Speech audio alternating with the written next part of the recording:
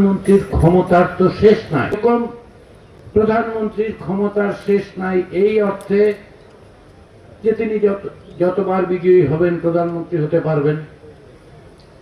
সর্বোপরি যেটা, বাংলাদেশে আমরা ভোট দিতে পারি না। কারণ কি?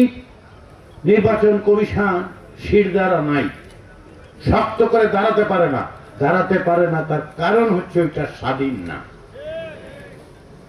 ওইটার নিয়োগ কে দেয় বলে ওইটাও রাষ্ট্রপতি দেন। তো রাষ্ট্রপতি কার কথা দেন? প্রধানমন্ত্রীর কথায় দেন। তো প্রধানমন্ত্রী কাকে দেবেন?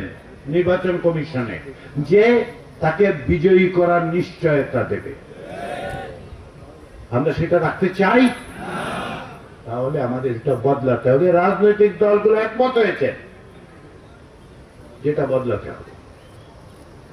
এখন আপনারা সবাই যদি বলেন যে হ্যাঁ বদলাতে হবে, বাংলাদেশের সংখ্যাগরিষ্ঠ মানুষ যদি বলে হ্যাঁ বদলাতে হবে, তাহলে কোন রাজনৈতিক দলের কোনো সুযোগ নেই সেখান থেকে সরে যাওয়া।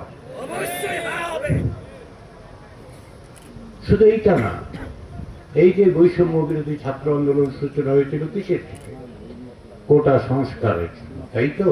কিন্তু কোটা সংস্কার তো কেবল একটা আলাদা বিষয় নয়। বাংলাদেশের সরকারি পর্যায়ে নিয়োগের পদ্ধতিটা হচ্ছে পাবলিক সার্ভিস কমিশন, কর্ম কমিশনের মধ্য দিয়ে। কর্ম কমিশনের অবস্থাটা কি ছিল?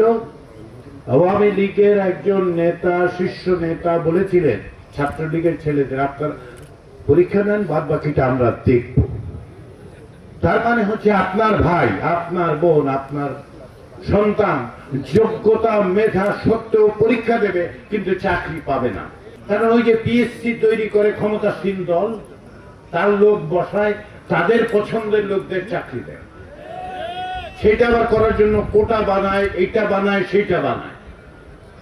সেটা বন্ধ করতে চান? রাজনৈতিক দলগুলোও চায়। সেইটাই হচ্ছে জুলাই জাতীয় সনদ।